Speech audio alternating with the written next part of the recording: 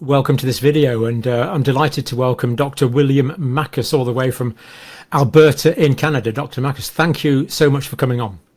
Thank you very much for having me. Now, we want to talk today about, well, matters of life and death, basically. Things of immense importance that aren't being discussed in mainstream media, that often aren't being discussed by regulatory agencies. In fact, things that often seem to be surrounded by a deafening silence, which is rather strange. So hopefully we can bring that up today. This is, of course, a purely academic discussion. We won't be making any medical recommendations or giving medical advice. That's between you and your own personal healthcare provider. But start us off, Dr. Makis, if you like. Just a little bit about yourself, your background. What professionally is your background? What do you do? What's your day job? That kind of thing. Certainly. I was born in communist Czechoslovakia, and my family and I fled communism in 1988 through a United Nations refugee camp in Yugoslavia. And so we were in a refugee camp for a year. This was before the Berlin Wall fell. And my father had been persecuted by the Communist Party in Czechoslovakia. He had been targeted as a university professor. They wanted him, of course, to promote communism, and he did not want to. And so he felt the only option was to flee. And we were fortunate enough to be accepted by Canada. And so I grew up in Toronto, in Canada. I went to University of Toronto. I have a 4-year undergraduate degree in immunology, then a 4-year medical degree at McGill University in Montreal, and then a 5-year specialization in nuclear medicine, radiology, and oncology, which is a branch of radiology, but it does have a very significant oncology component. And so my detractors will often say, well, Dr. Makis, you're not an oncologist. What are you talking about? And I have oncology training. I've run oncology clinics for many years. And I have over 100 peer-reviewed publications in cutting-edge cancer diagnostics and cancer treatments. So that is my educational background. I worked in Alberta in a large cancer center. And then, unfortunately, as soon as Justin Trudeau's government was elected, my cancer program was targeted, sabotaged. And I had only learned later that the Trudeau government actually ended up copying my cancer program and my cutting-edge cancer work in another province in British Columbia for several $100 million worth of government funds. And the technology that I was working with was targeted radionuclide therapy, so targeted radiation. So, you know, when cancer patients get radiation therapy, we refer to it often as external beam radiation therapy. It's external radiation. You're irradiating, you know, for example, breast cancer patient will have the area irradiated to make sure that they're killing any cancer cells that might have been left behind or any lymph nodes that are too small to be detected. And so I was working with targeted radiation that you inject. It's radiation that's attached to molecules or proteins that would deliver the radiation directly to the cancer and not irradiate healthy tissues. And so it was a much more advanced technology than external beam radiation. And unfortunately, the Trudeau government took it over. And, you know, what's very interesting is that the Trudeau government in Canada was getting into pharmaceuticals. It was getting into the pharmaceutical industry, investing heavily into various cutting edge technologies. And as we found out later, you know, they would also invest into the mRNA vaccines as well. We have some mRNA vaccine factories being built in Canada. And so I've been involved in a legal battle with the provincial government here in Alberta about the sabotage of my cancer program. And so I was in a semi-retirement and in a legal battle when the pandemic hit. And really that allowed me to be very objective about the nature of the pandemic and what I saw going on around me. And I think that objectivity I then brought to social media and platforms like X and like Substack. Indeed. Just before we go on, I was actually in Prague last year, and I paid homage to the Jan Palach Memorial in Wenceslas Square, who of course burnt himself to death after the Soviet invasion. Very moving memorial, still there, and well visited by local people. It was good to see. Prague is one of the most beautiful cities in the world, and certainly it's sort of the heart of Europe in a way. Not only that, it's got fantastic beer. Yes, and it's cheap. Absolutely. So just to think a bit about the work that you had. Well, what's the word I'm looking for? There's a word in academia. It begins with P, doesn't it? It sounds like major plagiarism of your work. You had some sort of radioactive molecule, something that gave off radiation, and that was hooked onto some molecule, presumably that had a high affinity for a cancer tissue.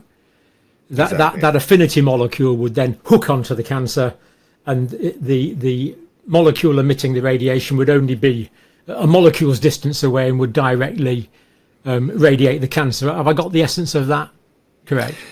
Exactly. So the radioactive molecule would give off beta particles. It was chelated to a peptide that would deliver it directly to a receptor on the cancer cell. The half-life was 6 hours, so it was a short half-life. It would hit the cancer cell. It would render it enabled of replication, or it would damage the DNA of the cancer cell. Meanwhile, you wouldn't get any damage of the surrounding tissue. The patient would pee out the rest of the radiation, and it was done as an outpatient. They would get their injection, and then they would go home. Minimal side effects, and so I was a big fan of next generation cancer treatments, more targeted cancer treatments, instead of the old style chemotherapy where you would be hitting everything that was replicating rapidly, but you would also be hitting healthy tissue as well. Yeah.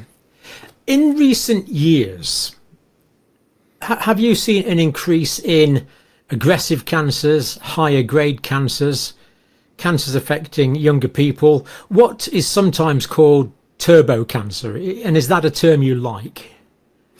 I have seen this, honestly, and I first saw this phenomenon in 2022. That was when I first realized there's something else going on since the start of the pandemic that hadn't been properly characterized or looked at. I saw it among my colleagues, physician colleagues, who were coming down, young colleagues who were coming down with these extremely aggressive cancers, and cancers that behaved unlike anything I had seen before. And I have seen that since. I've seen that in nursing. I've seen that among teachers. These various professions that faced mandates at some point. And I'd seen this phenomenon, these very aggressive cancers, and they would kill the person very quickly. They would kill a person in a matter of 6 months. And so the behavior was very different. I alerted the Canadian Medical Association of this in September of 2022. I had alerted them that I had seen a number of my physicians' colleagues come down with these extremely aggressive cancers, and the term turbo cancer started to be used around that time as well. It's not a term I like. I don't like the term turbo cancer.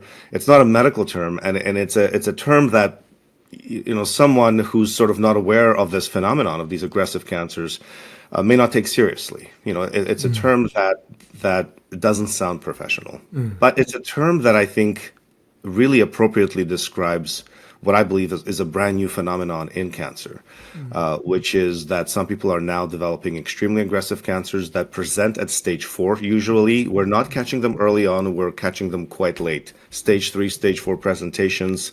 Young people, these are shocking. When you see young women in their 20s present with stage 4 breast cancer and they have no family history and they have no genetic markers that you can detect, no BRCA1 or 2 mutation, that's when you realize that something is really wrong here. Colon cancers presenting in young people in their 20s and 30s, we shouldn't be seeing that. I always refer to the case of cholangiocarcinomas. These are bile duct cancers where the average age was 70. The average age of presentation. This is a cancer of the elderly, and yet we have 20, 25-year-olds presenting with stage 4 cholangiocarcinoma, something that I'd never seen in my career. And so there is something new happening. The term turbo cancer has stuck. I believe it appropriately describes the very aggressive nature of these cancers. They grow very rapidly, they metastasize and spread. So even when surgeons are trying to go in and get the primary tumor out, by the time they rescan the patient after the surgery, they realize it has already spread to multiple organs and they didn't catch it in time. That's how quickly this thing moves. And one particular feature of it, which I think is very shocking but very characteristic, is these cancers are resistant to conventional chemotherapy, conventional radiotherapy, and even conventional immunotherapy. And so you see this very shocking resistance to chemotherapy. And so you will get either no response or partial response. The oncologists really struggle with these cancers, these turbo cancers. They struggle with them because they throw everything at it. The oncologists are genuinely trying to get these cancers under control as they used to in the past. And so imagine, you would have a breast cancer patient who could live another 5 years, 10 years with conventional treatment. And then that patient dies 6 months later. And you're left wondering, what is going on? Why are these patients dying so soon after diagnosis? Why are they resistant to conventional treatment? And that's just not being looked at. It's not being studied. It's really being ignored by mainstream oncology. And so Professor Daglish, for example, talks about this. Yes. He has noticed this phenomenon in the last few years as well. And the pathologists, I'm really proud of my pathology colleagues like Dr. Ryan Cole, Professor Burkhardt in Germany, who've really been, raising the alarm about this, telling us there is something wrong here. That these turbo cancers are real, and they are claiming thousands of young lives, and no one is studying it. No one is looking into it. It almost sounds like a new pathology, doesn't it? I mean, tragically in clinical practice, we've seen young cancers, we've seen childhood cancers, but very often young adult cancers are associated with a specific mutation or a genetic disorder. You mentioned there the BRCA1 or 2 mutation, which predisposes to tragically early life breast cancer, ovarian cancer. But now we're seeing cancers of an aggressive nature in young people without these genetic mutations. That's right. It's almost like a new pathology, and the fact that they seem to be resistant to existing treatments, again, is indicating a new pathology, really. I want to talk about that a bit, but just before that, you mentioned stage 3 and 4 there. We talk about this a lot. Just run us very briefly through, if you don't mind. What is stage 1, 2, 3, 4 cancer? Well, so the stages represent the size and extent of the tumors. And so if we take breast cancer as an example, stage 1 would be a small tumor, 1 centimeter, 2 centimeter. Then stage 2 would be a larger tumor. And then usually you often have spread to local lymph nodes. And then that'll be stage 2. Stage 3, you might get spread to further lymph nodes. It's now you're not in the local area of the tumor anymore. You start spreading to more distant lymph nodes. And then stage 4, of course, you get spread to other organs like liver, bones, brain, and so on. And so each cancer has its own staging system, stages 1 to 4, that describe the size of the primary tumor and the spread to the surrounding. It starts, usually spread to surrounding lymph nodes and then eventually spread to other organs as well. But when we talk about stage 4, we're talking about metastatic disease. There'll be the cancer will be in the primary site. It'll probably have grown and expanded in the primary site, but it'll have metastasized, spread to distant parts, one or more distant parts of the body, making it much harder to treat, presumably. Exactly. And I think I want to go back to this idea, and you'd mentioned that it almost looks like a new pathology. Please. And I do believe that we are dealing with a brand new pathophysiology. We're not dealing with just cancers that are more aggressive. We're dealing with something brand new, something that has a new mechanism by which it's arising. And I believe, again, this is where the pathologists come in, like Dr. Ryan Cole, Professor Burkhardt, where they're trying to look at these tumors and see what's different about these tumors, what's different about the patients who develop these cancers.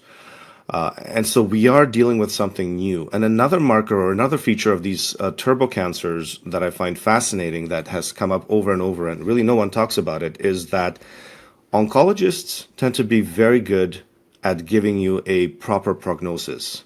And so when you come in and you're a certain type of breast cancer patient, let's say stage 4, we know that you are, hormone positive, for example, the oncologist is very good at giving you a prognosis, saying, look, if you follow the conventional treatments, we know you're going to live another 5 years or 10 years or 3 years, whatever the case may be. And so the prognostication in oncology is quite good. My oncology colleagues are really quite good. And this is based on studies of hundreds of thousands of people. Usually these are the large trials that they look at when they offer conventional treatments to patients. Well, this is where they've been completely off. And you will see this thousands of cases on GoFundMe where families of cancer patients are raising funds, and they will share the medical story of the person who's been affected by turbo cancer. And they will say, the oncologist told us we had 5 years and our loved one died within 2-3 months. I have never seen my oncology colleagues be off by a factor of 10 in prognostication. I have never seen that. You don't get it that wrong. Or colon cancer, for example, where you could live another 5 years and then the person again dies 2-3 months later after diagnosis, and it catches the oncologists off guard. It catches the family off guard because they've told the family, we can, with conventional treatments, you'll have at least another 2 years, 3 years, 5 years, and the person dies a few months later. That shocks everybody, and that throws everybody off. And so why are my colleagues now off in their prognostication by a factor of 5 to 10? There's something wrong here. I believe we are dealing with a brand new pathophysiology.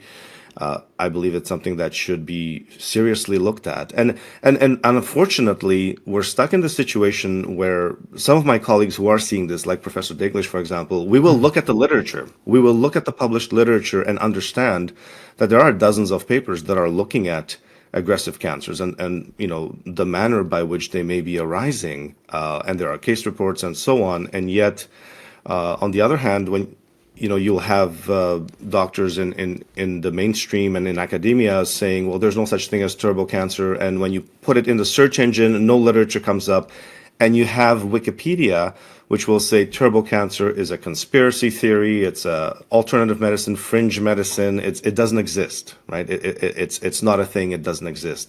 And that's not science. That's not science when you have a phenomenon in front of you to say, this doesn't exist, this is not happening, and this is not real, and cancers are not increased, and cancers are unchanged.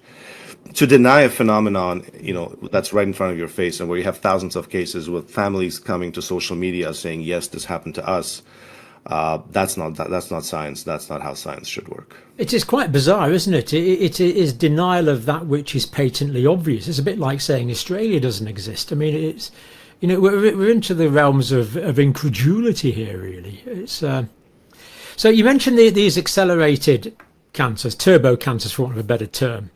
Are we seeing like a group of turbo cancers and a group of what you might call traditional cancers as well? So are we seeing a group of cancers that still carried on where the oncologists are still getting it right? Absolutely. So we kind of get two streams of cancers, really. Exactly. And so I see both. I see both. I see your typical cancers where a patient has been struggling with stage 4 breast cancer, and they've been struggling for years. But they go to various chemotherapies and immunotherapies, and they're effective for a while, and then at some point, they're not effective anymore. They get a bit of progression of disease, but they've had stage 4 for 4 or 5 years, and they're still battling it. And then you have a similar situation where a stage 4 breast cancer patient will come in, this cancer is growing extremely rapidly. Nothing seems to work. Anything that the oncologists tried, nothing seems to be working, and then they pass away after a few months. And so both of these are going on at the same time, and it is confusing. I think if you're not open to the idea that something has changed in the last few years, where we might be seeing a brand new pathophysiology, whatever the reason behind it may be, if you're not open to the idea that something has drastically changed in the last few years, where you have this subset of cancers that are behaving completely differently, then I think you will be caught. If you're in medicine and you're not open to this, I think you'll be completely caught off guard. Which seems to be happening on a huge scale, I think it has to be said at the moment. Now, what sort of, if we use this reluctantly use this term turbo cancer, what sort of primary sites are we seeing? Where are these cancers originating? And is there a typical sort of metastatic pattern? So, for example, in the colon, you would expect it to go to the liver. If the prostate, you might expect it to go to the bone. So, first of all, what sort of primary sites are we seeing with what we could call turbo cancers? There have been articles published. I believe there was one published by Memorial Sloan Kettering Cancer Center in the United States that talked about a wide variety of cancers that have sort of exploded recently and are affecting young people. So it's not one type of cancer, one or two types of cancer. I'm seeing an explosion of lymphomas, brain cancers that are even more aggressive than what we were used to in the past. Breast cancers, the big ones are breast and colon. Breast and colon, and I can tell you, in fact, how the mainstream medicine and oncology are reacting to this explosion of breast cancers and colon cancers in a much younger cohort. And so I do believe that this new pathophysiology affects all ages, but when you see it in a younger cohort, people in their 20s and 30s, that's when you say, wait a minute, something's really, really wrong here. This is not a cohort that should be presenting with stage 4 breast cancers or colon cancers. And so far, the response of mainstream oncology has been to lower the screening age. And so we've seen this in the United States, and we've seen this in Canada. And I don't know about the UK, to be honest, but the screening age for breast cancer has already been lowered from 50 to 40. Not as far as I'm aware in the UK, but it's interesting that's happening in the States and Canada. That has already happened. The screening age has been lowered for breast cancer from 50 to 40 for mammography. And now there's significant debate going on about decreasing the screening age for colon cancer. And then the debate is, well, what age are we lowering it to? Are we lowering it from 50 to 40 or even to 30, to have that? Yeah, it's still 60 in the UK for fecal occult blood screening. And again, this doesn't get a lot of attention, or it doesn't get a lot of media attention, because I think the cancer centers themselves can't make, they don't know what to make of this situation with these turbo cancers.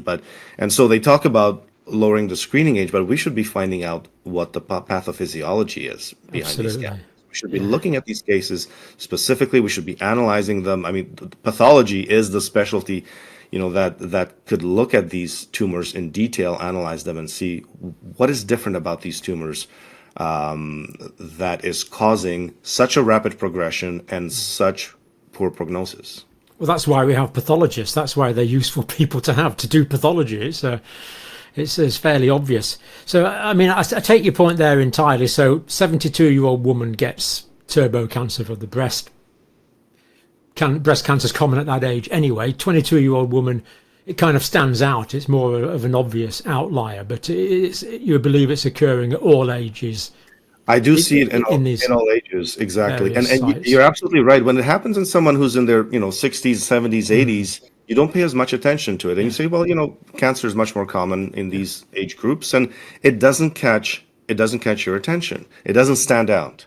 And yet when you see a 20-year-old, and I've seen women as young as 18, 19 presenting with stage 4 breast cancer with no family history and no genetic markers to go on.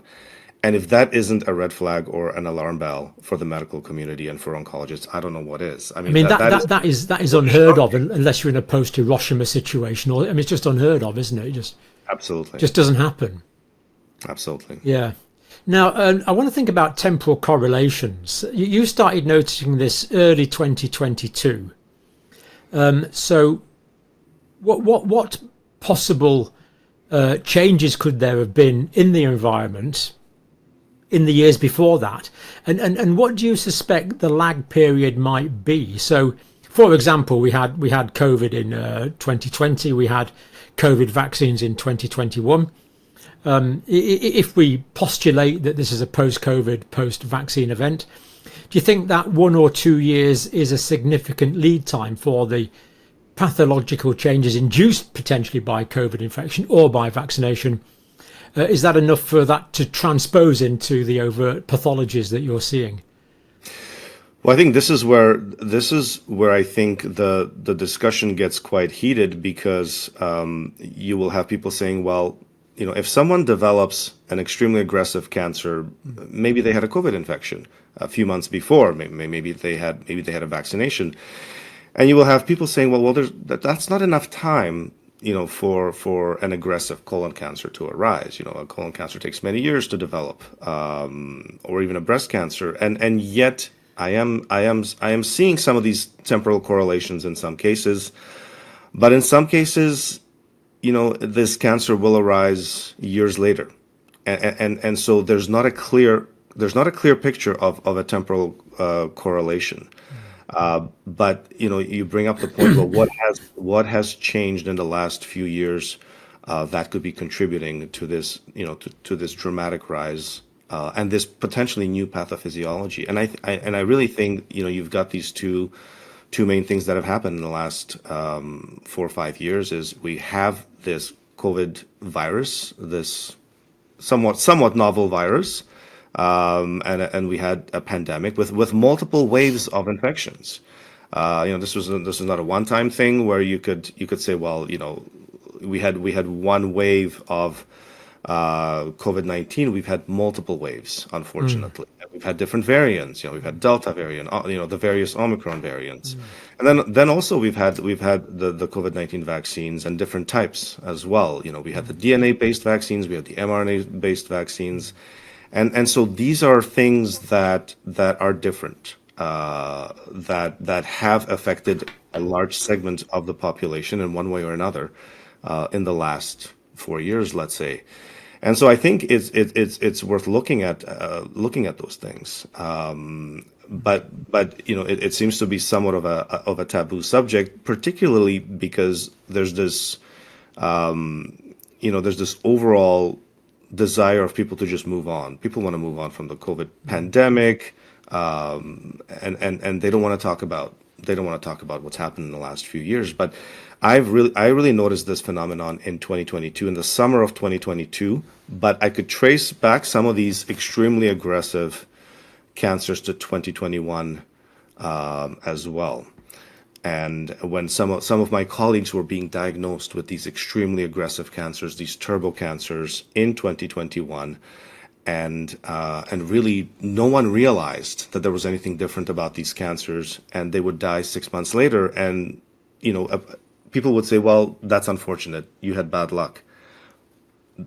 It's okay, well, you could have bad luck in a few cases, but when it's happening, when you have thousands of cases of bad luck, that's when science has to come in.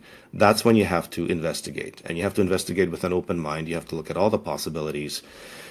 Could there be something from a COVID infection that might be contributing? It's very possible. Could it be something from the COVID vaccine? That's also very possible as well.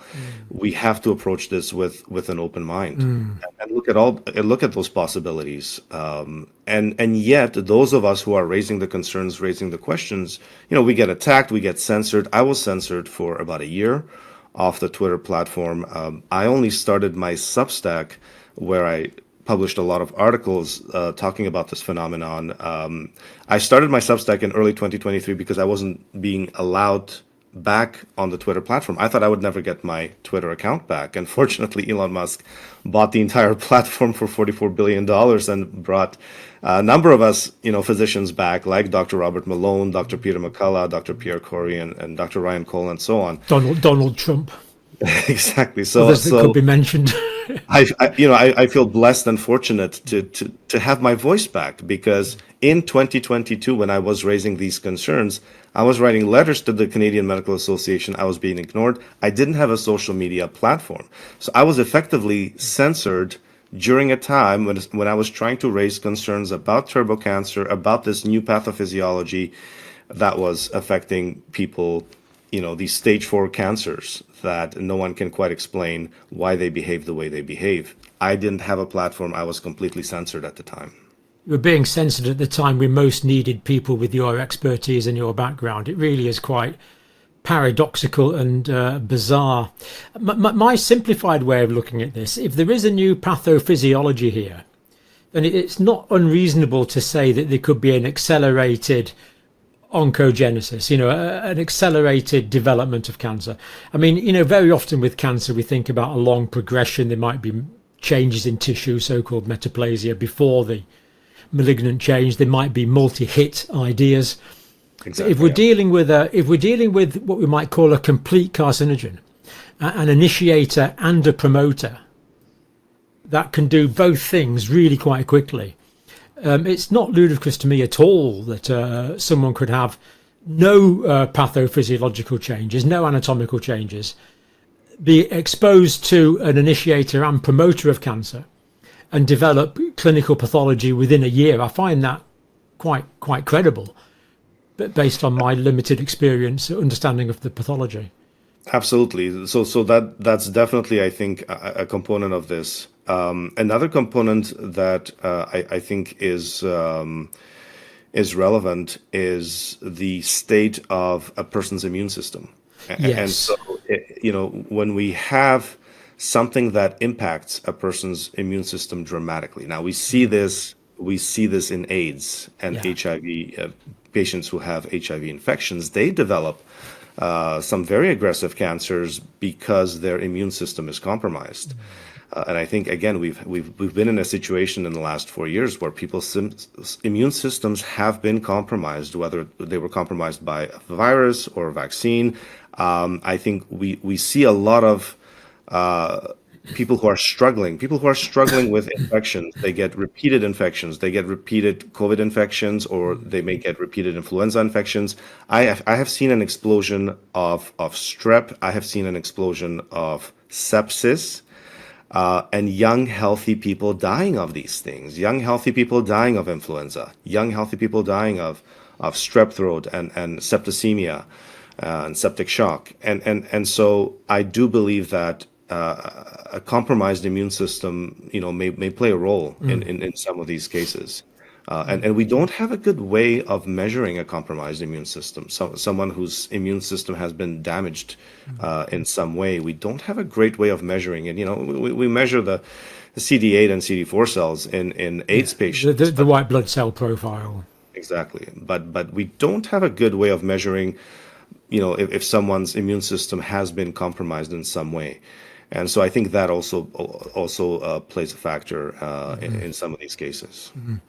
I suspect personally that the coronavirus was not the cause of these turbo cancers, because we've been exposed to different coronaviruses for a long time. Okay, this one was quite novel. It had some unusual features that are difficult to explain. There's no obvious predecessor in the natural world for this particular one, but at the end of the day, it's still a coronavirus. And the small components of that, the bits that the immune system recognizes, what we call the epitopes of that, a lot of those would already be somewhat familiar to the immune system. So I suspect we're looking at something other than the coronavirus that occurred in 2021. That seems to be the Occam's razor, if you like. I think so, and I think. And the other part of it is also looking at populations that are affected. I see university students, college students who've been impacted by turbo cancers. I've seen certain professions, doctors, nurses, teachers, police officers, firefighters, military, and so you have to ask the question, well, why are we seeing this in certain groups? There were mandates in some of these groups, especially in 2021. We had mandates that affected a lot of these people, a lot of young people, or some of these professions in healthcare, for example. We had healthcare workers who faced mandates as well, and the entire profession faced it. So I think it's definitely something that we have to look at and really consider a possibility where there were mandates. Is that something that contributed to this phenomenon? To understand that, we really need full data release and release of primary source data that in the UK, at least, we simply don't have access to. So I'm optimistic that in the United States, this data can be made available. Now, I've talked to people who know about this, and they assure me categorically that this data can be completely anonymized and yet is amenable to very rigorous quantitative analysis. So, and when we're dealing with millions of people. Yes, we have that opportunity in the United States. Yes. I don't see this opportunity in Canada, for example. I know nor that in the UK. That the government, there's been no transparency from we're the whether same. it's the federal government or the provincial governments that are responsible for healthcare. If anything, I had actually started my Substack with a series of articles on how the government was deleting data, crucial data from the government websites, where people could no longer make an informed decision in terms of their own personal health, because the government was either hiding or deleting data outright. So I think there's a very unique opportunity now in the United States with RFK Jr. Being confirmed, which I believe he will be confirmed, and I think he's expressed a strong desire to look into this, and really a strong desire for transparency in science. And that's what we need. We need transparency in science to do proper science. Across the whole field, this is just one particular example, really, but let's hope there's been no data accidentally deleted in the United States in the past few weeks. Let's hope that is the case. Dr. Makis, that's absolutely fascinating. I've let that run a while to unpack that. I think that's really well worth doing. Absolutely important to document that. But we do want to go on and talk about novel approaches to treatment, to treating cancers, and particularly I want to talk about repurposed drugs with a known safety profile, very often very safe. Drugs that have been used for decades, drugs that have been used on, without exaggeration in the case of ivermectin, billions of people, drugs which are very cheap, drugs which can be manufactured literally by the ton, relatively cheaply because they're often fairly simple molecules, and drugs which may well be highly efficacious against the disease they were originally designed for or developed for or isolated for. But then out of lucky accidents, really, serendipitously, amenable to treating other conditions. And we have a lot of precedent for this. So aspirin, for example, from willow bark was initially used for treating fevers. Now we realise it reduces platelet viscosity and can prevent blood clotting and various other anti-inflammatory things. So this is not unique. This has happened quite a few times.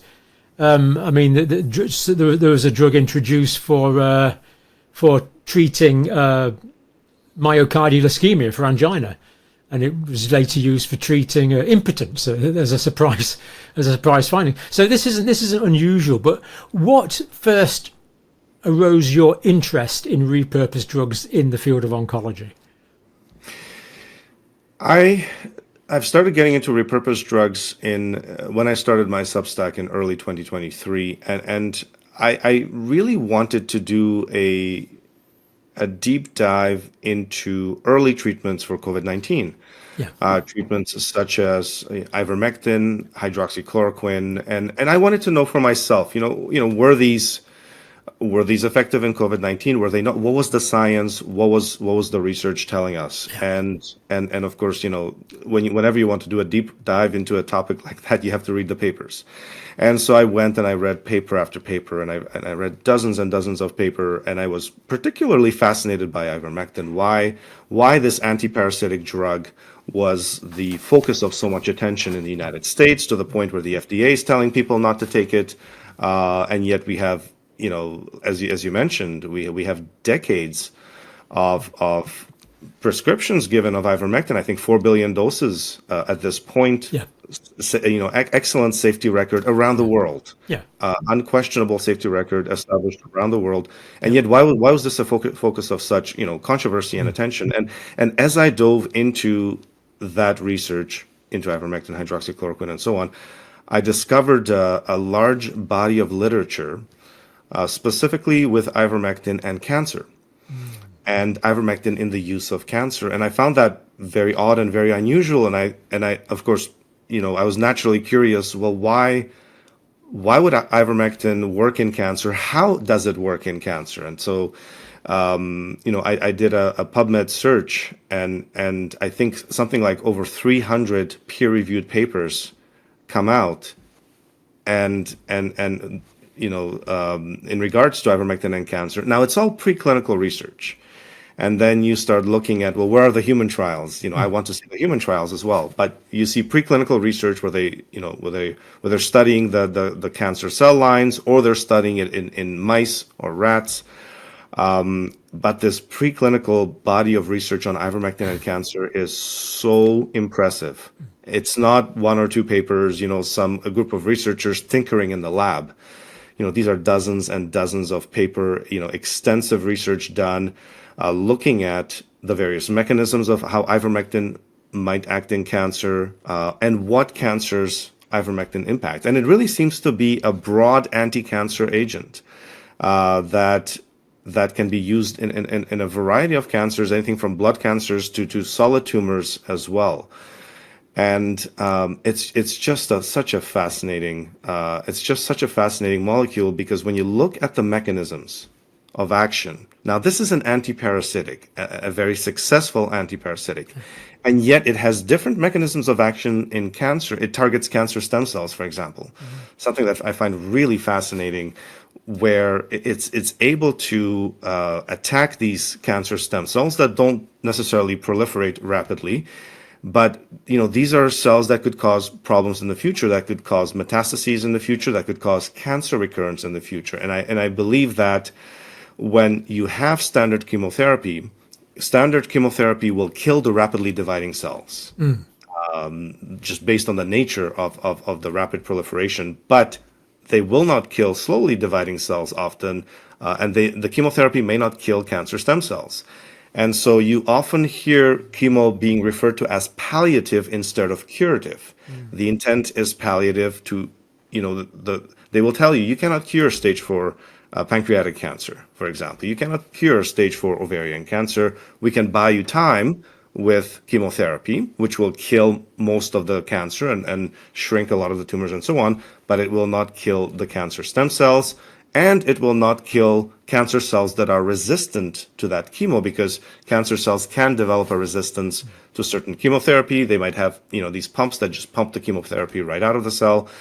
And so in some cases, like ovarian cancer specifically, these tumors can develop a resistance to chemotherapy. That's why the oncologist has to change the chemo and go to the next agent and so on.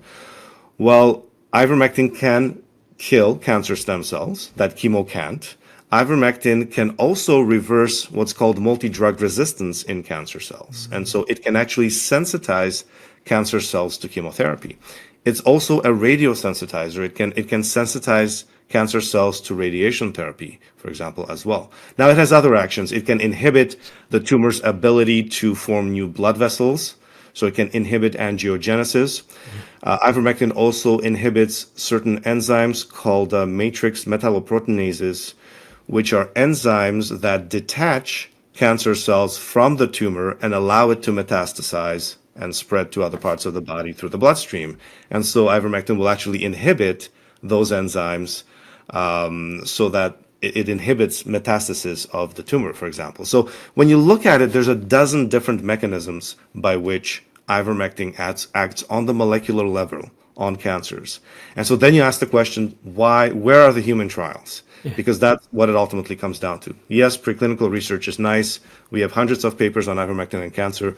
Where are the human trials? And there aren't any. There are case reports. There's a case series on 3 patients with leukemia. I believe 2 of them were able to achieve some form of remission with ivermectin. And that's it. We don't have any randomized controlled trials. We don't have any large studies in humans. And then you find out, well, ivermectin's been off patent since the 1990s. I believe Merck held the patent. The patent expired in 96, I believe. And so it's a cheap drug that's off patent. And then you realize, okay, well, there's no money to be made in studying ivermectin in humans for cancer. And where there's no money to be made in oncology, tragically, the research just doesn't follow. And so you see this focus. And this happens to a lot of repurposed drugs. And so, for example, you look at something like another antiparasitic, fenbendazole or mebendazole. Now, this is a different family of antiparasitics than ivermectin. Fenbendazole was actually interestingly discovered by a terminal cancer patient from Oklahoma, Joe Tippins. And Joe Tippins had stage 4 small cell lung cancer, which is one of the most aggressive cancers known. And he had stage 4 small cell lung cancer diagnosis, terminal diagnosis, and I believe he was put on a trial of Keytruda at the time. And is that a regular cancer drug? It is a regular cancer drug, yes.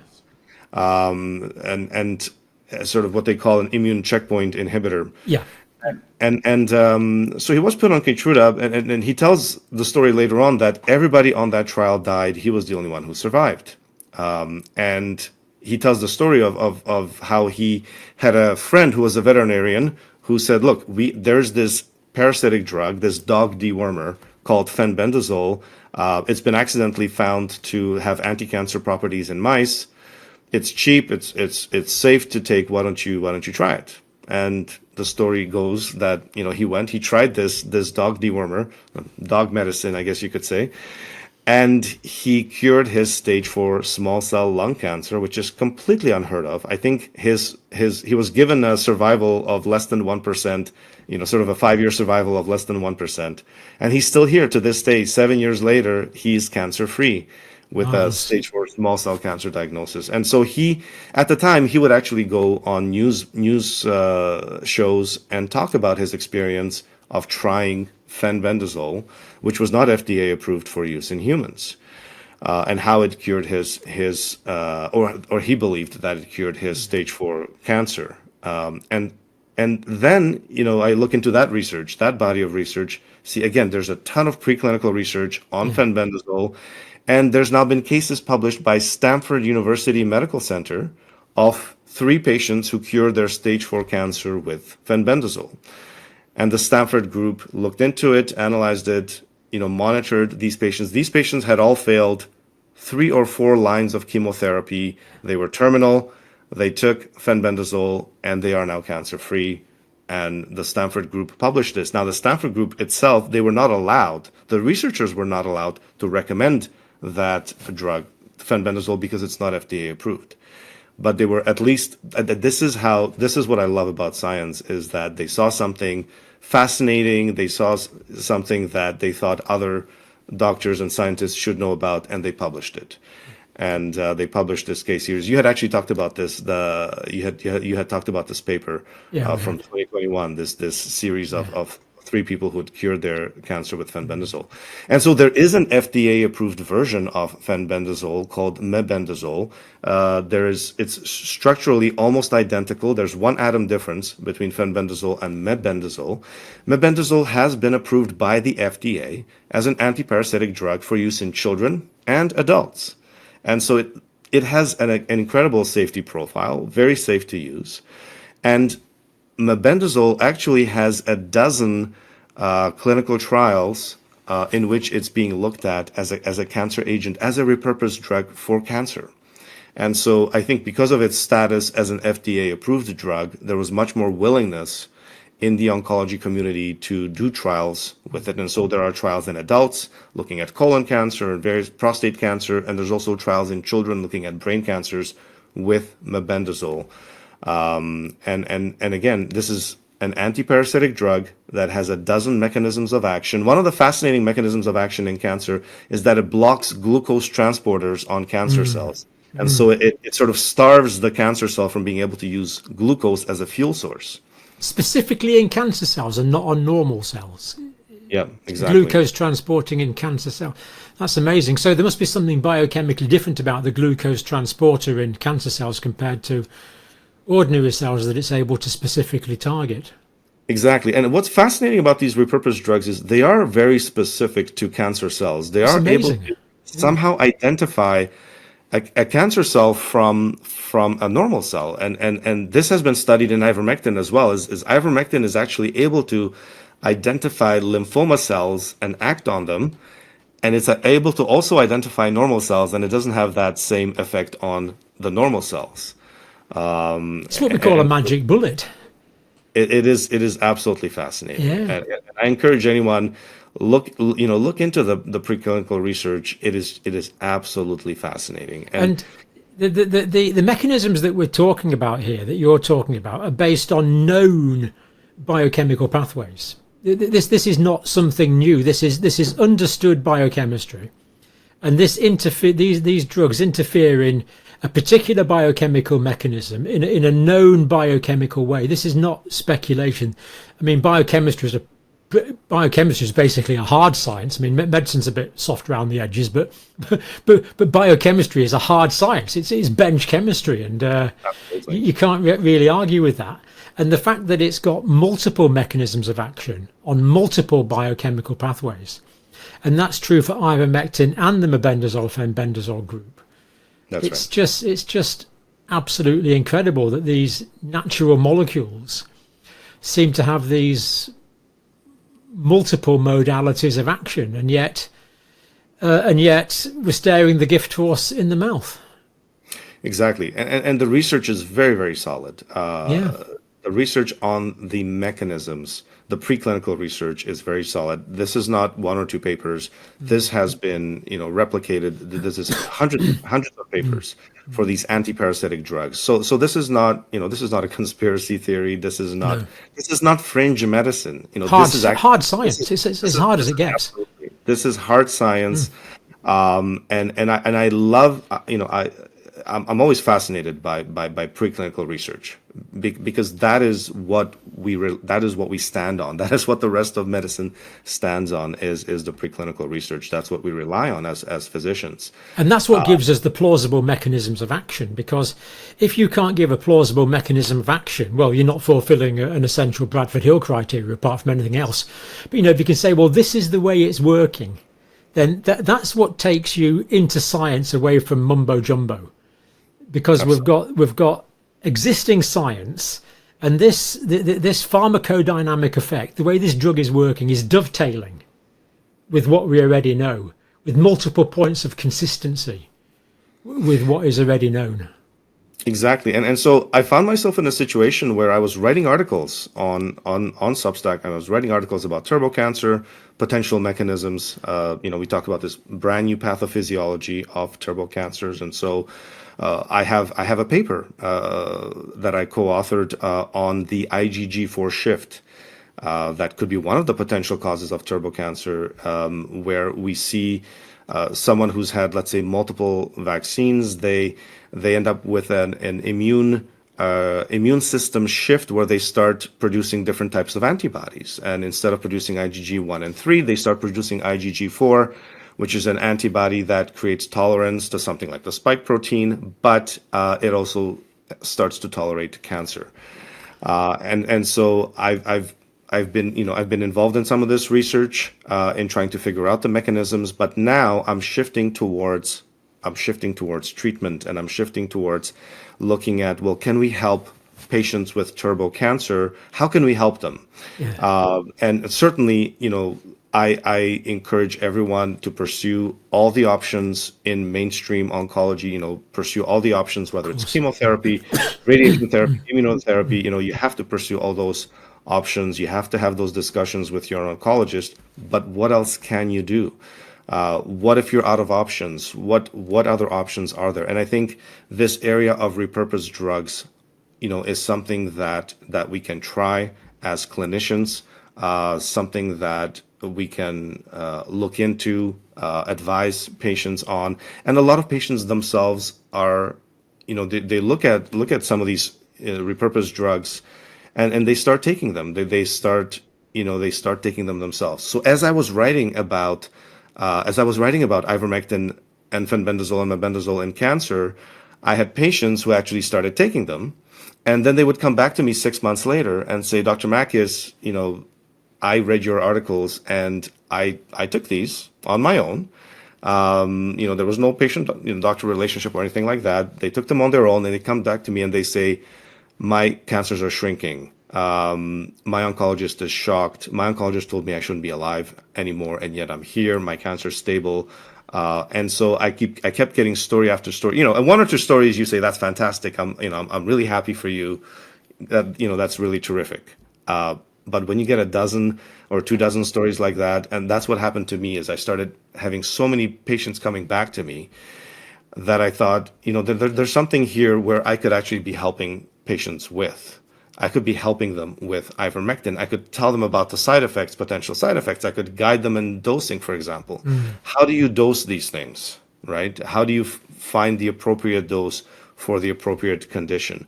And so this is what I've been working on for the last 2 years. I did start a cancer clinic or sort of a cancer coaching or health coaching program with repurposed drugs, where I have cancer clients that come to me. We discuss the research, we look at the research, and we talk about repurposed drugs and what repurposed drugs they might use and want to try themselves. And so this is where I've been trying to go from just identifying the problem, saying, look, we've got this explosion of cancers, these turbo cancers, aggressive cancers, to actually helping patients and give them some options that they can use. And I've had some fascinating results.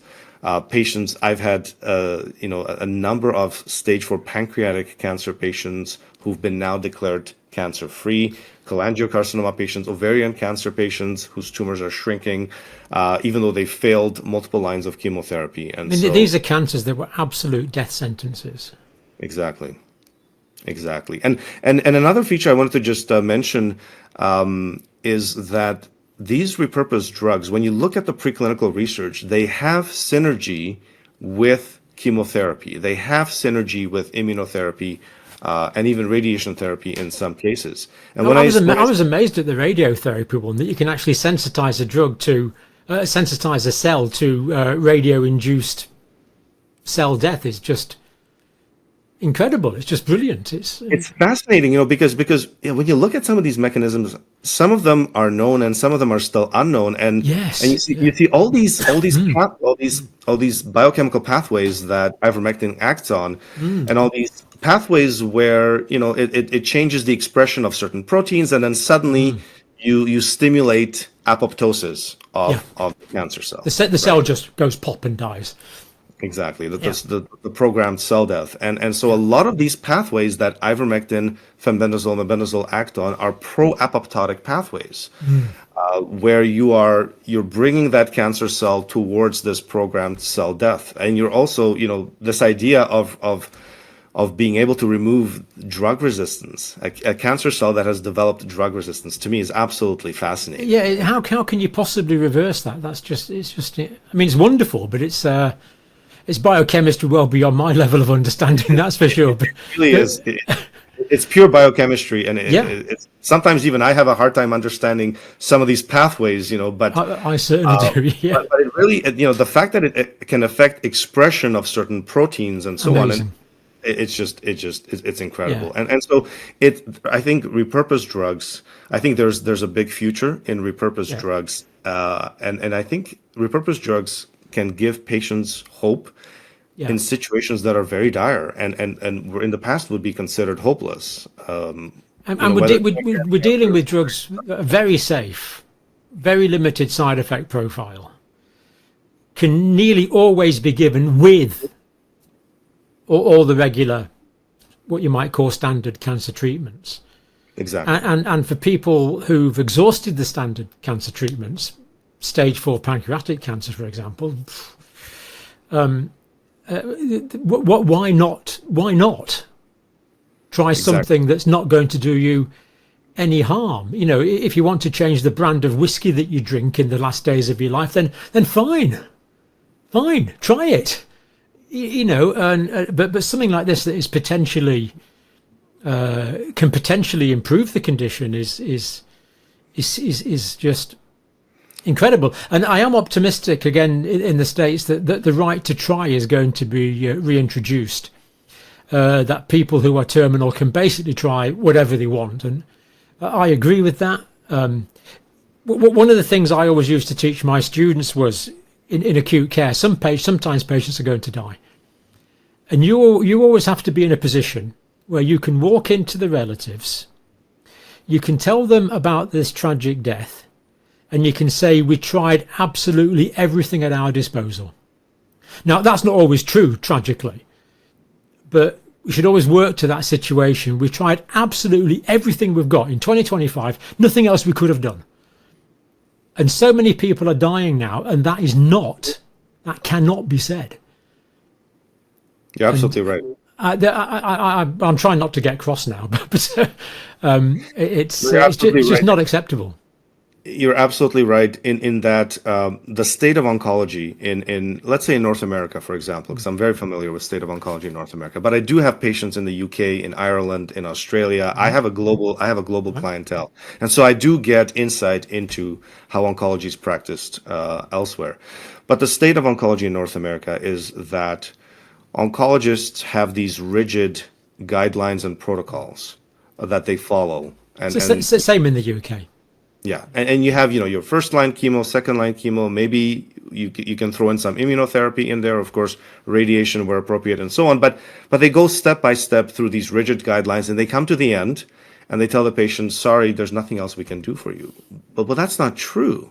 That's not true. There's a whole body, there's a whole area of let's say repurposed drugs that you don't even know about, that you don't even tell your patient about, and we run into this situation. I have patients from Mayo Clinic, I have patients from Johns Hopkins, Memorial Sloan Kettering, MD Anderson, Dana-Farber, these leading centers, leading cancer centers in the United States, and the patients come to me and they say, my doctor's saying, I'm out of options, or I'm running out of options, or they have nothing else to offer me.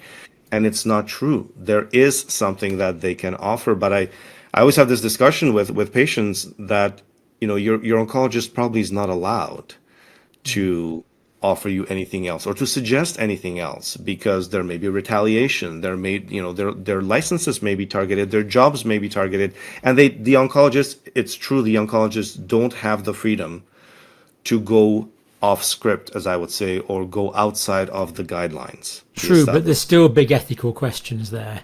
Oh, absolutely. If I know something that might save someone's life and I don't tell them, that's got big ethical questions. But I want to enter a completely academic discussion now and look at doses of these drugs.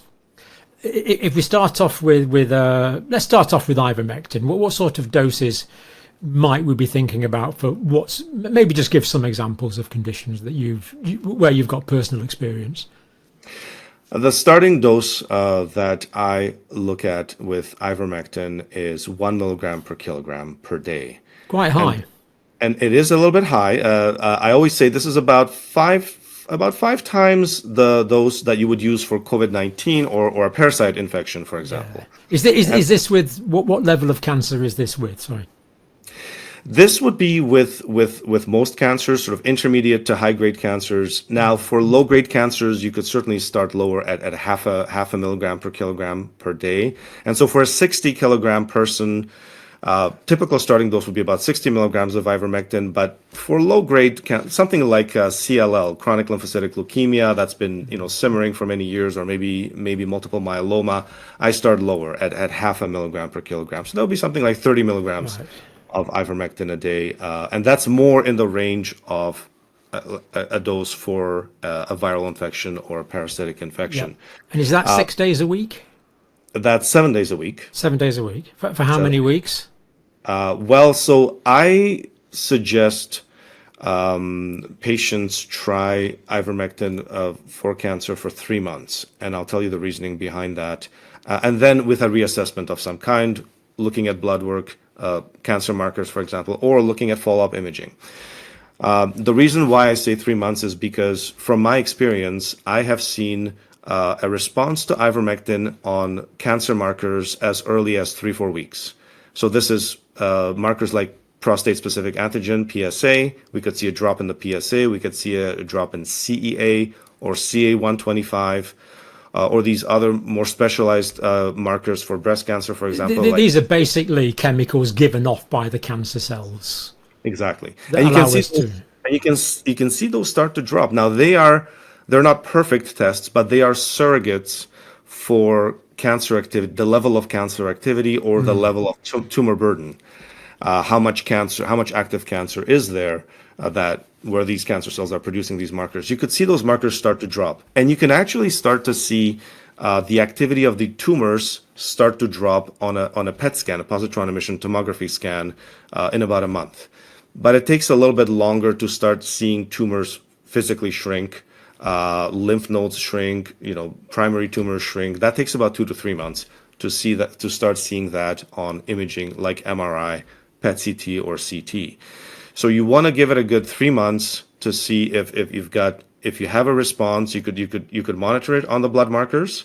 Within a month or so, you could start seeing if there is a response, and then after 2-3 months, you could actually start seeing responses on imaging. And I'll tell you, the most dramatic results that I've seen, and I get attacked from both sides. I get attacked from conventional oncology on this, and I get attacked from the sort of health freedom movement on this. But the best results I've seen in my patients are patients who are doing a combination of chemotherapy and ivermectin, and then combine it with either fenbendazole or mebendazole as well. But when you do the combination treatment, there's a certain synergy, and that synergy is documented in preclinical research, where you get a lot more cancer cell killing with the combination than with any of those agents by themselves. Well, it's consistent with what you were saying before about the sensitization of the malignant cells. Exactly. It does make sense, and there's precedent for this. Again, things like low dose naltrexone can sensitize people to conventional chemotherapeutic agents. So those sort of doses of ivermectin, we're talking about ivermectin on its own or with traditional cancer treatments. That's right. Yeah. So that's kind of almost like a monotherapy, isn't it, with ivermectin? Well, in the sense, the fact that monotherapy in terms of the pre-purpose therapy, you can be giving it with a range of other traditional oncologist prescribed drugs. Yeah, and so when you are giving it with chemotherapy, it's sort of an adjunct in the sense that you're sort of adding it into. You're adding it into your chemotherapy regimen, and patients will take the ivermectin throughout their chemotherapy regimen. I will tell you another fascinating story of a physician assistant I have in the United States who had already done 4 cycles of chemotherapy and started taking ivermectin, and I had suggested some dosing for him and so on. And the first thing he told me was, with my 5th cycle, I had no chemo symptoms. And he was playing golf the next day. And he said, usually the chemo will knock me out for 3 days. I can't do anything for 3 days. And, I started taking ivermectin, and then all my chemo symptoms were gone, and he was playing golf the next day. And he couldn't believe it. And the same thing happened the next cycle, and then the next cycle after that. And then his markers were dropping as well, and he was having a fantastic response. So if you only took it to reduce the side effects, that would have been worthwhile. Exactly. And so the ivermectin, in many cases, actually is able to reduce the side effects of the chemotherapy. And I think part of that may be because ivermectin does seem to have a very powerful anti-inflammatory component as well. And so I have other patients who don't have cancer, who I've guided with ivermectin. For example, patients with rheumatoid arthritis, whose symptoms improve dramatically, patients with fibromyalgia, patients with Lyme disease, for example. I've seen dramatic improvements in these situations where patients been suffering with a chronic inflammatory condition for many, many years, and they get rapid relief with ivermectin within a few weeks of taking ivermectin. And this would be, again, a lower dose, about 0.5 milligram per kilogram for these inflammatory conditions. So I've seen dramatic response for inflammation. But like you said, even if it was just for improving the patient's quality of life during chemotherapy, it would be worthwhile because the side effect profile of ivermectin is so favorable. Quite incredible. I wasn't aware of that, such a strong anti-inflammatory effect, I must say. Now the side effects with these sort of higher doses, are you seeing side effects? What side effects do you see? I'm seeing some transient side effects. If you've never taken ivermectin before and you start at 1 milligram per kilogram per day, for a 60 kilogram person, that's 60 milligrams of ivermectin, you may have some transient visual symptoms. The visual symptoms have been described as seeing colors a little bit more vividly or seeing a little bit of stars. It's almost as if when you get up too quickly and you have that effect that you might faint. So there's been visual symptoms described. Now, these are temporary. They may last anywhere from a few minutes to a few hours, and they do go away with time. After 1 or 2 weeks of ivermectin use, the body seems to get used to it, and they go away. Even maintaining the same dose of ivermectin. Exactly. Right. And so there's reports. I mean, there's reports in the literature of ivermectin being used at 1 milligram per kilogram for up to a year with no side effects, and there's been no long-term effects reported with ivermectin use either. Now, if no non-reversible neurological effects that you've ever come across. None. Now, you could push the dose higher to 2 milligrams per kilograms per day, but you have to be cautious when you go to those higher doses. Now, I've had some successes going to the higher doses, especially with very aggressive cancer, pancreatic cancer, for example. I had a patient who cleared his pancreatic cancer with a few months of ivermectin, 2 milligrams per kilogram per day. But there you can start to get, especially in more elderly patients, you might get some confusion, you might get some instability on the feet. And so you have to be more careful going into the higher doses. Again, ivermectin has a half-life of 18 hours. So if you do run into some side effects, you stop, it's out of your system within 2 days. And again, no long-term effects. But you have to be a little bit more careful with ivermectin if you want to push the higher doses. I did hear, I think it was on Joe Rogan, there was a doctor on there, I forgot his name now. Anyway, he said that someone got benefit from prostate cancer with just 12 milligrams of ivermectin a day for several weeks. Is that biochemically feasible, or do you think that dose is too small to? No, it is, and I have seen some really impressive responses to a low dose ivermectin as well. So there is a wide range of dosing, and it really does seem to vary from person to person, and it really varies from I would almost say cancer cell type to cancer cell type. Because I could have 2 prostate cancer patients, and one will respond to 12 milligrams of ivermectin, and the other one may not respond to 60 milligrams of ivermectin. And so there's a wide range of dosing. That's where this becomes a little bit tricky, and I think where patients need some guidance in terms of dosing and response, because the cancer cell killing is dose dependent. These are things we need to learn, of course. This is not established pharmacology, is it? Absolutely. I think this is where we need those human trials. We need researchers to be supported in this kind of work. And regardless of the fact that there's no money to be made at the end of this, right? That there's no money to be made for some pharmaceutical company or shareholders of a pharmaceutical company. This is for patient benefit. Absolutely. And this is where where a physician or a scientist is doing something for a patient's benefit rather than for financial interests or corporate interests. And we need support of this kind of research. I think repurposed drugs, there's so much research that so much good research that needs to be done. And so with this dosing of ivermectin, there's a wide range of effectiveness. And I have seen effectiveness as low as 12 milligrams. I can tell you, if you're combining it with chemotherapy, you can get away with lower doses of ivermectin. Interesting. And you will see a dramatic response. And the way most of my patients are not telling their oncologists that they're taking ivermectin. And I always, I'm of the opinion you want to be honest with your doctor. You should be honest with your doctor. But if your doctor doesn't have your best interests at heart, then you run into this complicated situation. So a lot of patients are not telling their doctor, and the situation means the data is not being collected, really. That's true. If this is working, the oncologists are going to be thinking they're a lot cleverer than they actually are. Exactly. And so what happens is the oncologist then has a genuinely shocked reaction when they see an outcome of their chemotherapy regimen that they're not used to seeing. And I've seen this even with radiation oncologists, where tumors are shrinking after 2 or 3 radiation treatments, and the radiation oncologist is shocked. They're like, wow, you had an amazing response. to just a couple of radiation treatments because they're not used to seeing that kind of response. They have no idea that there's synergy going on with ivermectin, where the ivermectin sensitized the tumor, and that's why the radiation is shrinking the tumors dramatically, but the radiation oncologist doesn't know that, and the patient is too scared to tell them, because most of the time when my patients have told their oncologist that they're taking ivermectin or fenbendazole or mebendazole, the oncologist has a very bad reaction, to the point, and this happens in the UK, this happens in Canada, this happens in Australia, to a lesser degree in the United States, the oncologist will actually threaten the patient that if they do something like this, that they'll drop them as a patient, which to me is very unethical.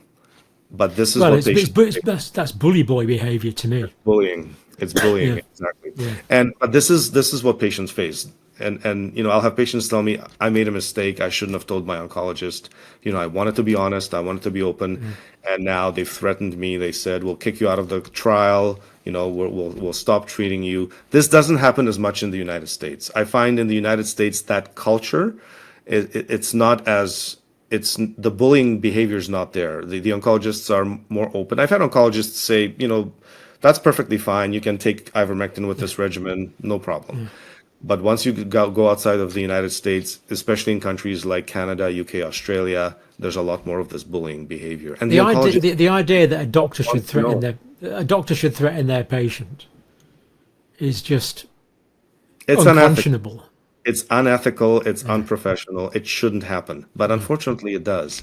It does, yeah. And so patients have learned that it's better not to tell their oncologist, and their oncologist doesn't even want to know. So when they have a good response, my patients will tell me, my oncologist didn't ask any questions, didn't ask if I was eating different, if I was doing anything different, didn't want to know, didn't care.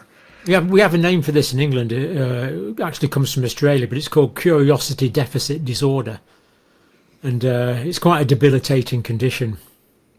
Absolutely. And especially in oncology, is to not have curiosity, to not want to know. This is what science and medicine's all about. Exactly. Why has that happened? What's going on there? It's... Because imagine, as an oncologist, you could publish it as an interesting case report, or maybe even a case series. Yeah.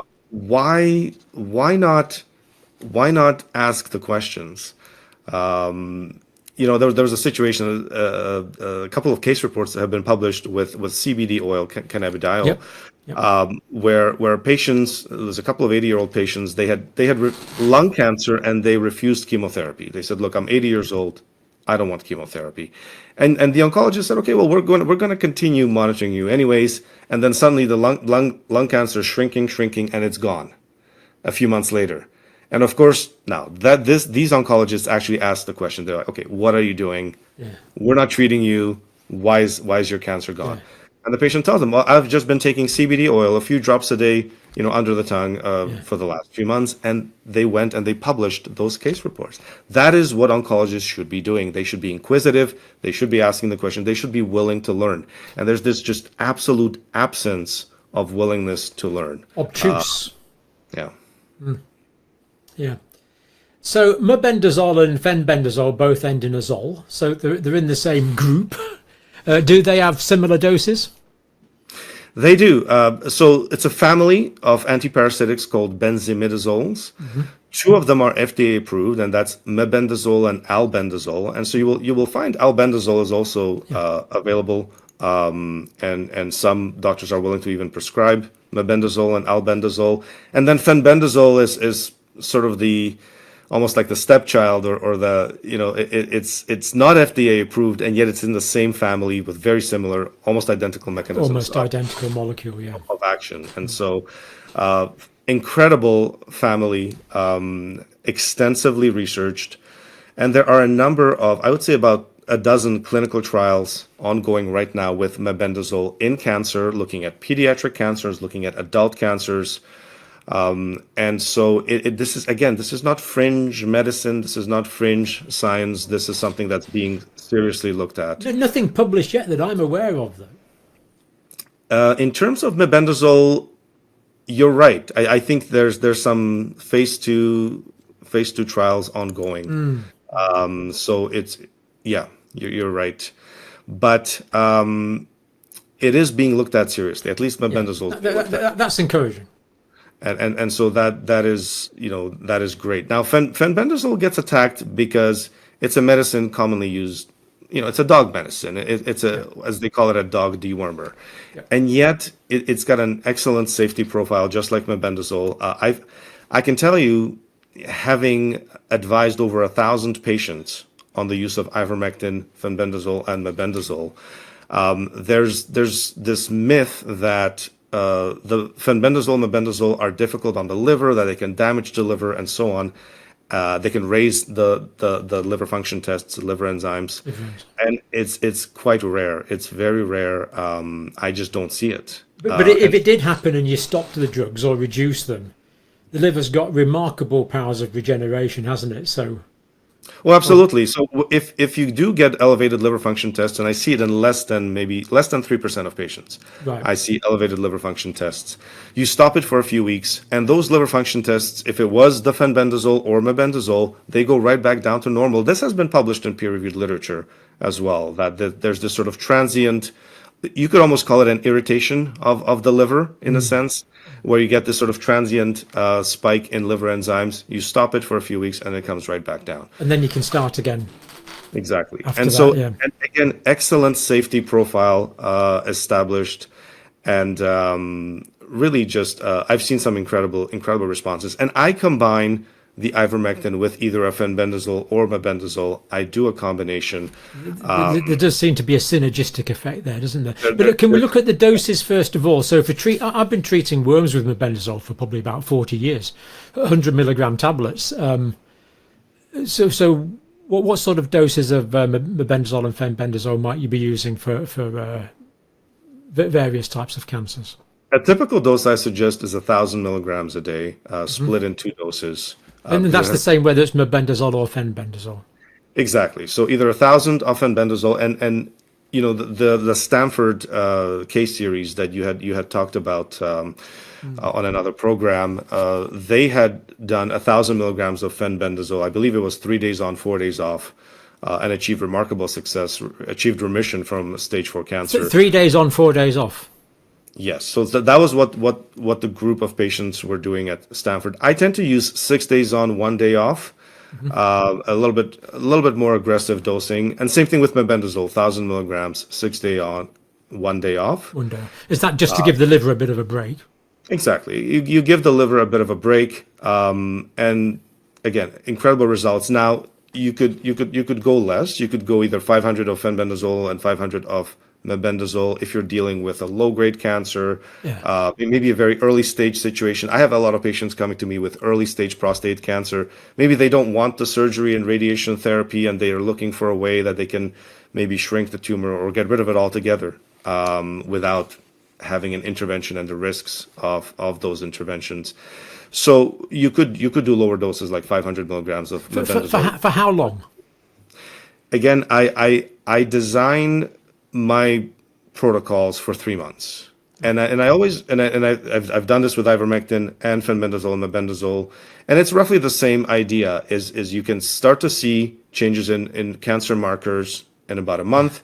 It takes about 2 to 3 months to start seeing shrinkage of lesions, and typically oncology patients, especially when you're dealing with active disease, chemotherapy, immunotherapy, they will have follow-up imaging every 3 months or so, and so you will automatically have that imaging from your oncologist. If not, I encourage patients to make sure that they have imaging follow-up from their oncologist. And so you can see after 3 months or after 6 months if there's been a response to the lesions. And so I had a situation recently with a breast cancer patient who her surgery was delayed for whatever reason, and she had several months of wait time to her surgery. She had a 7-centimeter breast tumor. By the time, so she was taking ivermectin and mebendazole. By the time her surgery came around, and there were some enlarged lymph nodes as well. By the time her surgery came around, the tumor was less than 3 centimeters, and there were no positive lymph nodes, where they were certain that there were going to be positive lymph nodes based on the imaging appearance. So she had shrunk her tumor by more than half and managed to eliminate some of those lymph nodes entirely by the time she had her surgery. And this was a matter of maybe 3 months. It's amazing. So in things like breast cancer and prostate cancer, the traditional treatments will involve hormonal modification. Yes. So for example, testosterone blocking for prostate cancer. What sort of interactions, if any, are possible there with say, fenbendazole and testosterone blockers? There's no documented interactions that I'm aware of. And it's interesting when you look at drug-drug interactions with whether it's ivermectin, whether it's mebendazole, there's not a lot of drugs that they interact with in a negative way. And so, for example, for ivermectin, you have to be aware that ivermectin does interact with warfarin. And so you have to be aware of that. It doesn't seem to interact with any of the other anticoagulants. And then there's certain antipsychotic medications, I believe, that also interact with ivermectin. So, there's a few drug interactions to be aware of. Warfarin's pretty uncommon these days. We tend to use the more modern generations of anticoagulants. Exactly. So it really hasn't come up as an issue, the drug interaction. So there doesn't seem to be any interaction with any of the hormone therapies, whether it's for breast cancer, whether it's for prostate cancer.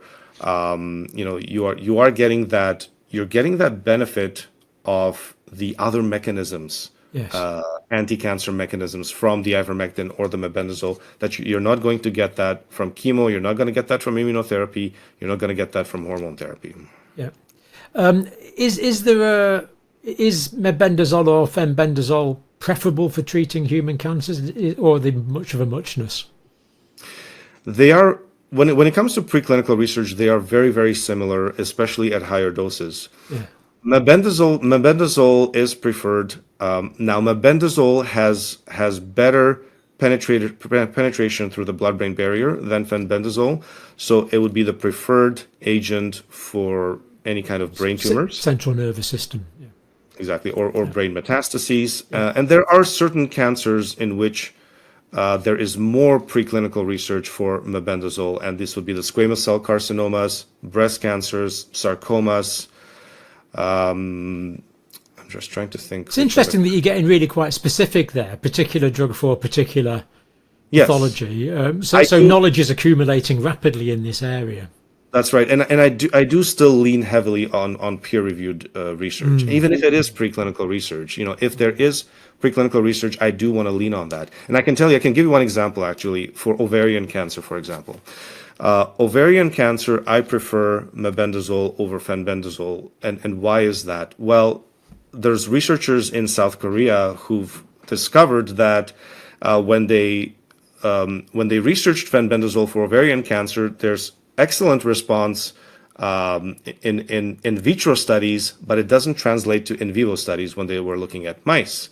The effect didn't translate to the same degree, and so they've been experimenting, putting fenbendazole into various kinds of nanoparticles, yes, as delivery mechanisms, so they could deliver the fenbendazole to the tumor in a much more efficient way. And there's been 3 studies that have come out looking at various delivery mechanisms, various types of sort of nanoparticles, formulations with fenbendazole.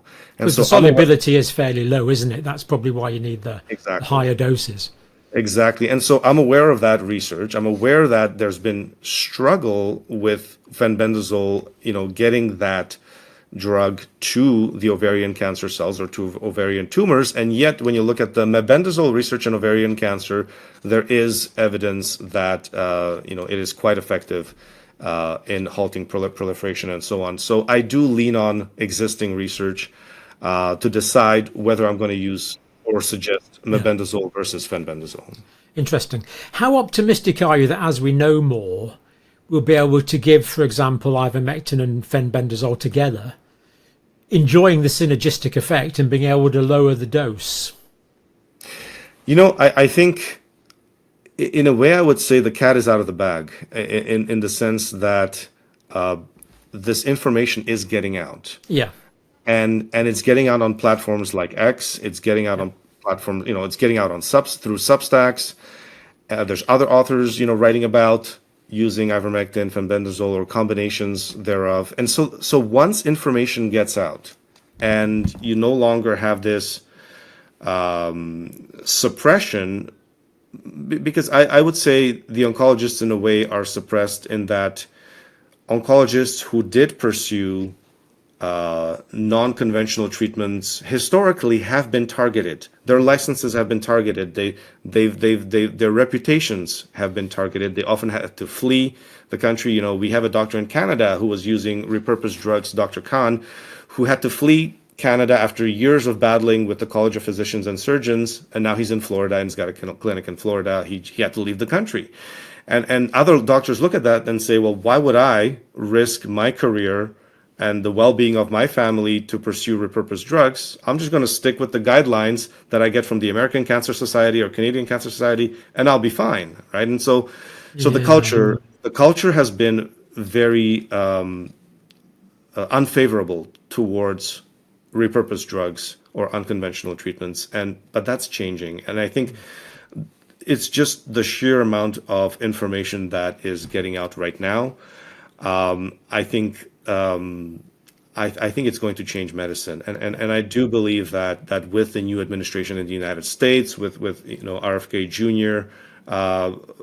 Being confirmed and bringing in people based on merit, and bringing freedom back to science and medicine, I think we're going to have a whole new era in medicine where, I think we will have research into repurposed drugs, and I think it will become part of the mainstream. I think it will become a part of mainstream medicine and mainstream cancer treatments. Just a pity that a lot of people are going to die in pain before we get to that point, which is quite tragic. How important do you think it is to be vitamin D replete when you're getting these repurposed drug treatments? Vitamin D is very crucial, and I have found that it was crucial for COVID-19. I think there was a lot of evidence that most of the patients who did very poorly with COVID-19 infection, who had severe infections, ended up in the ICU or died, were vitamin D deficient. And I think that's been borne out by many studies. And it seems to be the case in cancer as well. Vitamin D seems to be protective for cancer. So having high enough levels of vitamin D seems to be protective for you developing certain types of cancers. But I think also as a cancer patient, it's important for you to have high levels of vitamin D. And so I always ask my patients, well, have you had your vitamin D levels checked? And they always say no. And they always say, my oncologist hasn't even brought it up. My oncologist hasn't tested me for vitamin D. I find that bemusing. I just can't explain. Why wouldn't you test for an important immunomodulator? And it's such an easy test. It's not that it's a highly specialized test or an expensive test. No. It's a simple test, and I think it's crucial. And so I suggest high doses of vitamin D supplementation, at least 10,000 units a day. If someone's low, for sure, yeah. Exactly, and to have their levels checked. And I said, look, if your oncologist is not willing to do it, get your family doctor to check your vitamin D levels. But very, very important for the immune system. Well, it wouldn't work in the UK because GPs have been told not to test for vitamin D unless someone's got rickets. Wow. Which again is quite inexplicable. But things like zinc, vitamin C, good nutrition's clearly vitally in addition to these things. I've just got a couple of naughty questions at the end. feel free not to answer. But you mentioned CBD there, and there's no reason why you should have looked into this. But I went to the Isle of Wight mushroom farm, where they're growing various mushrooms, and one of them's called turkey tail. Ah, yes. And this does seem to have anti-cancer properties. So Rimmer the dog, for example, came in with a nasty malignant tumour on his lip.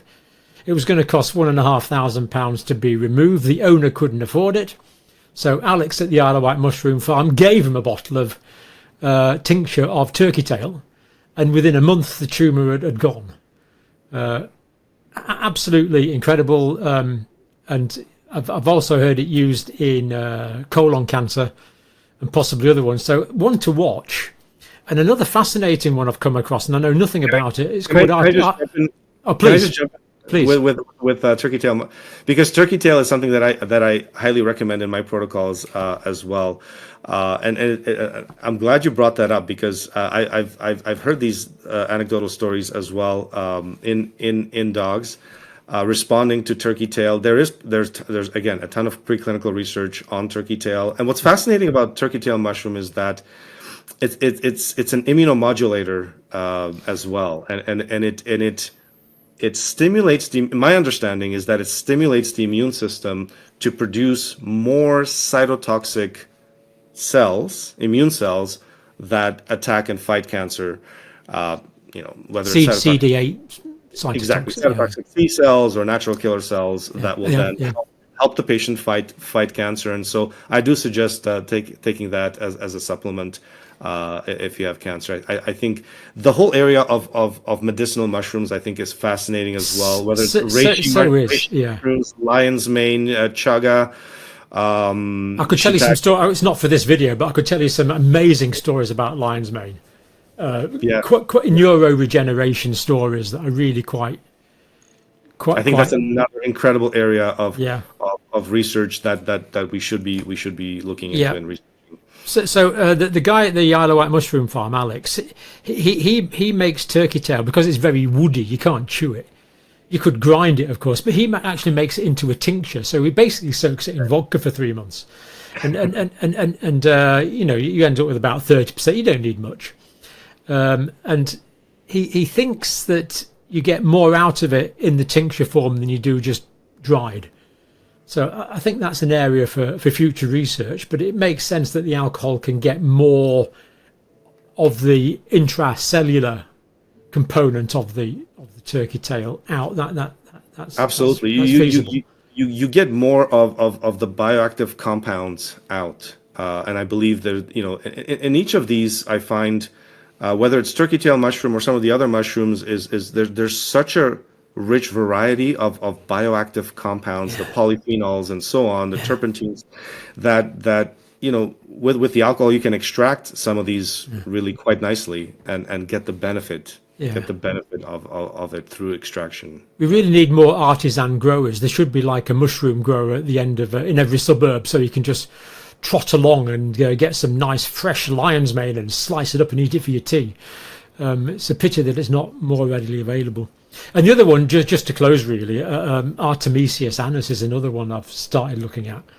That's right, yeah. It's got another more popular name, I can't remember now, but again, it does seem to have anti-cancer properties. I know nothing about it, but what's fascinating, cheap, readily available. Exactly. So Artemisia annua is another one of these. So that's a plant that actually won the Nobel Prize. It did, 2015. Yeah. Exactly, and it's widely used as an anti-malarial agent, and it's being looked at for cancer. There is a lot of preclinical research now building on Artemisia and cancer. Now, some of the compounds, bioactive compounds in the plant Artemisia annua, have been extracted and sold as supplements on their own. So that's artemisinin. Artemisinin is one of them, and artesunate is another one. And so you can get either the whole plant, you can get supplements of the whole plant where you have the variety of the bioactive compounds, or you can get just eating the leaves basically. Yeah, or you could make tea out of it. And so it's something that I've been trying to incorporate, but patients, they just, most patients don't know about it, and they find it very confusing. And when it's something that you've never heard of, it's always hard to convince someone to try. But I think this is another one that it's a sleeper. It's not well known in North America. It's much more known outside of North America. That would be my experience. A lot of the research. Italy, I think, it's fairly well known. Italy, in other countries around the world. And again, a big one. I'll tell you a quick story about Artemisia. When the COVID pandemic hit, people in other countries started taking Artemisia annua to treat COVID-19, and it does treat COVID. And so the WHO came out and said, "Don't take it because you don't know what you're getting, and if you're taking the plant, you don't." Anyways, so there was an advice. This is the plant that won the Nobel Prize along with ivermectin in 2015. But apart from that, yes.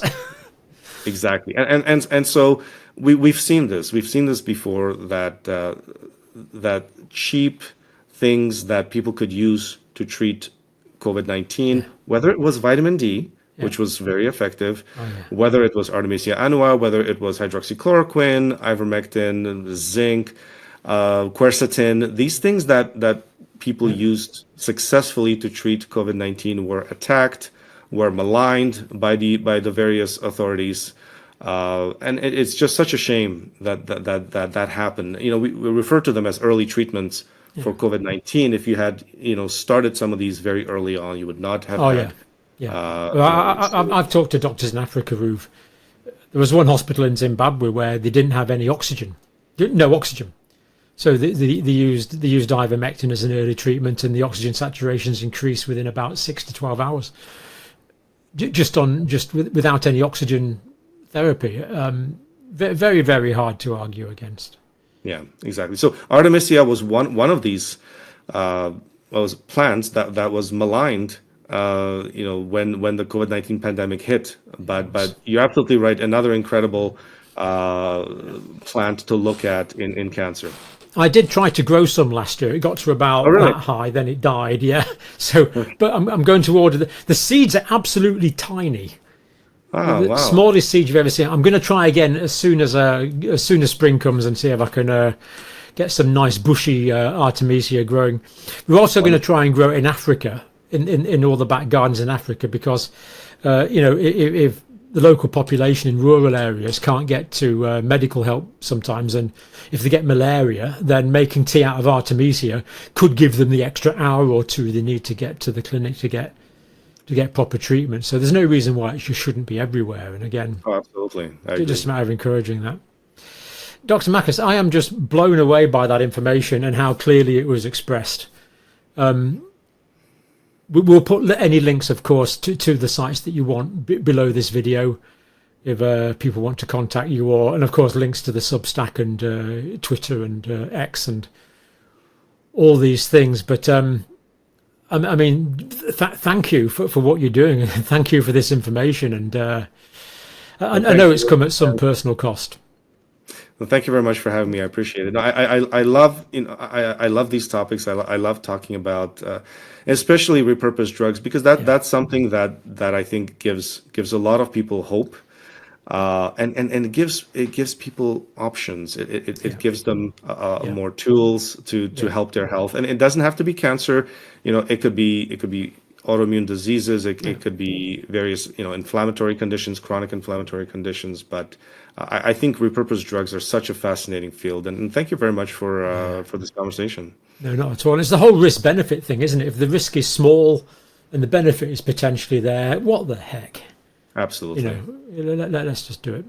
And I think this is the future. I think this should be the future of medicine. I think we have to move away from the sort of the what pharmaceutical industry puts in front of us, and what the pharmaceutical industry tells the doctors that those are the only options that they can give their patients. I do hope it's the future of medicine. I'm not 100% convinced, but we are fighting for that to be the future of medicine. I hope so too. Yeah, wonderful. Thank you so much. Brilliant. Thank you very much. Fascinating. Thank you.